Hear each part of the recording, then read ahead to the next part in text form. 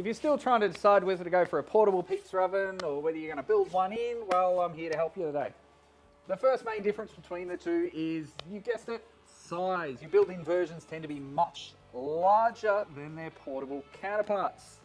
Now this does come with a couple of distinct advantages. Firstly, more cooking space. Now whether this is cooking more pizzas in quick succession or cooking larger roasts, allowing you to cater for larger groups of people.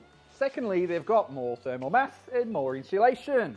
What this means is they do a far better job of holding their temperature and recovering. Though they take longer to heat up, they will allow you to cook those pizzas quicker in succession with less cool down or lag between pizzas. Portable pizza ovens tend to be a bit smaller and a bit lighter. This does mean you do cop a bit of lag time between pizza cooks because they won't hold the heat quite as well. This smaller size does mean you will only be able to cook one pizza at a time. However, it does give you the flexibility to take them over to your mate's place, or at the very least have a good place to store them at home. You'll find the fuel source tends to differ. Your larger units will tend to favour a solid fuel or timber.